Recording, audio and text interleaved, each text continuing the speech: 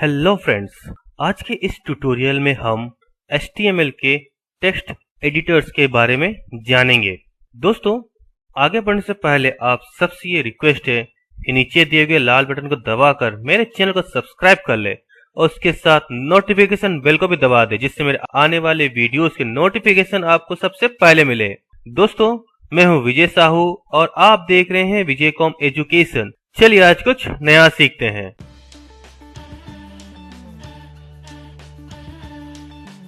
Friends, जैसा कि मैंने आपको कहा कि आज हम HTML के टेक्स्ट एडिटर के बारे में देखेंगे, तो उसका मतलब है कि हम HTML का जो भी कोडिंग लिखेंगे वो किस पे लिख सकते हैं। यहाँ जैसे है an HTML file is a text file, so to create an HTML file we can use any text editors। HTML file जो है वो एक टेक्स्ट फाइल है और उससे क्रिएट करने के लिए हम कोई भी टेक्स्ट एडिटर का इस्तेमाल कर सकते हैं। यहाँ पे HTML के लिए बहुत सारे टेक्स्ट एडिटर्स हैं, लेकिन एक बिगनर्स के लिए जो सबसे बेहतरीन टेक्स्ट एडिटर है वो विंडोज के लिए नोटपैड है और मैक के लिए टेक्स्ट एडिट है। तो जब आप बेसिक सीख जाएंगे उसके बाद आप यूज कर सकते हैं कुछ और भी प्रोफेशनल टेक्स्ट एडिटर्स का, जो है notepad plus plus, Sublime text, Vim etcetera. ठीक है, तो एक बार आप जब प्रॉम्प्ट हो जाते हैं टेक्स्ट एडिटर में, नोटपैड में या टेक्स्ट एडिट में, तो आप इन तीनों का इस्तेमाल कर सकते हैं। लेकिन इस ट्यूटोरियल में हम जो इस्तेमाल करने वाले हैं वो दो टेक्स्ट एडिटर इस्तेमाल करने वाले हैं, एक है नोटपैड, दूसरा है सबलाइम टेक्स्ट। उसके बाद हम देखेंगे HTML के टैग्स एंड एट्रीब्यूट के बारे में। क्या होते हैं टैग और attribute? An HTML element is defined by a start tag, some content and an end tag. ये मैं आपको बताते रहूंगा किस तरह से इसका इस्तेमाल होता है। अब टैग्स क्या है? An HTML tag surrounds by the content and apply meaning to it. It is between angle bracket open and closed, यानी कि इसी ब्रैकेट के अंदर जो हमें टैग्स लिखेंगे जो कि हमें एक मीनिंगफुल प्रोवाइड करता है। जो भी हम इसमें लिखते हैं उसके लिए एक मीनिंग रहता है। Attribute, N attribute in HTML provides extra information about the element and is applied within the start tag. An HTML attribute contains two fields, name and value। यानी कि जो भी हम जो टैग्स में देंगे उसमें एक एट्रीब्यूट रहता है कि उसके लिए हम क्या यूज कर सकते हैं, जहां पे आप नेम और वैल्यू प्रोवाइड कर सकते हैं। तो यहाँ पे देख रहे हैं टैग नेम, जो हमारा सिंटैक्स है टैग नेम, यहाँ पे एट्रीब्यूट नेम है इक्वल टू ये एट्रीब्यूट वैल्यू, ये हमारा कंटेंट है और ये टैग नेम है, यानी जो हमने स्टार्ट किया था उसे क्लोज करने के लिए। उसके बाद है हमारा एलिमेंट। तो ये जैसे मैंने बताया था कि टैग नेम रहेगा, कंटेंट रहेगा, टैग नेम रहेगा फॉरवर्ड स्लैश के साथ। और ये कुछ एग्जांपल है, H1 माय फर्स्ट हेडिंग, फिर ये बंद हो गया, फिर ये पैराग्राफ स्टार्ट हुआ और ये बंद हुआ है। अब इसी चीज को अगर मैं आपको प्रैक्टिकली बताऊंगा तो आपको और अच्छी तरह से समझ में आएगी। तो चलते हैं अपने नोटपैड की ओर और देखते हैं इसका प्रैक्टिकल। तो हम आ चुके हैं अपने नोटपैड पे। अब यहाँ पे हम जो है कोड लिखेंगे। तो सबसे पहला जो हमारा होता है वो हम एक्सक्लेमेशन मार्क और डॉक टाइप करते हैं। इसमें क्या बेनिफिट है कि आपका जो वर्जन है वो हमें पता चल जाता है, मैंने HTML को पता चलता है कि कौन सा वर्जन इस्तेमाल कर रहे हैं।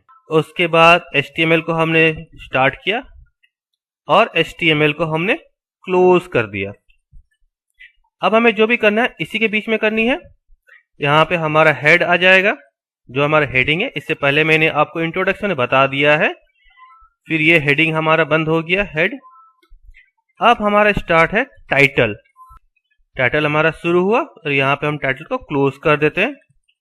अब टाइटल में हम क्या लिखेंगे? माई फर्स्ट वेब पेज हम लिखते हैं माई टाइटल में। यहाँ पे माई फर्स्ट वेब पेज, ये हमारा टाइटल हो गया। अब जो काम है हमारा बॉडी, जो सबसे इंपॉर्टेंट है बॉडी, क्योंकि इसी बॉडी के अंदर हमें सारे इंफॉर्मेशन अपनी प्रोवाइड करनी है अपने HTML के रिगार्डिंग, या फिर आप जो भी वेबसाइट बना रहे हैं या वेब पेज बना रहे हैं। बॉडी के अंदर हम एक लिखते हैं H1, यानी कि होता है हेडिंग 1। इसके बारे में मैं आगे वीडियोस में बताते रहूंगा। यहाँ पे मैं लिखता हूं माई नेम इज विजय साहू और ये हमारा हेडिंग क्लोज्ड हो गया। दूसरा हम रखते हैं P पैराग्राफ के लिए। I am from Odisha. ये हो गया हमारा पैराग्राफ। अब हम देखते हैं कि यहां पे देखिए पैराग्राफ तो हमने लिख लिया। अब हम एट्रीब्यूट इसमें लगाते हैं। यहां पे अभी तक एट्रीब्यूट लगी नहीं है, अब हम यहाँ पे एट्रीब्यूट लगाएंगे। तो हम पी लगाते हैं। एट्रीब्यूट के लिए क्या था, एट्रीब्यूट नेम और वैल्यू हमारा 2 है, तो पी लिखेंगे। हम यहाँ पे नेम देते हैं स्टाइल। स्टाइल पे हमारा क्या चाहिए, तो हमें चाहिए कलर ब्लू। ये हमारा वैल्यू, हमने यहाँ पे वैल्यू दे दिया है। यहाँ पे हम लिखते हैं I am staying in Berhampur. ये क्योंकि मैं उड़ीसा के बरहमपुर में रहता हूं, तो मैंने ये लिख दिया। अब यहाँ पे हमने पी को क्लोज कर दिया। अब देखते हैं, ये हमारा 2 पी है, यहाँ पे कुछ भी नहीं है, यहाँ पे हमने स्टाइल लगा हुआ है, एट्रीब्यूट हमने लगाई है। अब इसको हम सेव करेंगे। तो सेव करने के लिए मैंने बताया था कि वहां पे HTML लगेगा, तो ये हो जाता है। मैं टेक्स्ट रखता हूं, text.html। ये हमने डेस्कटॉप पे सेव कर लिया है।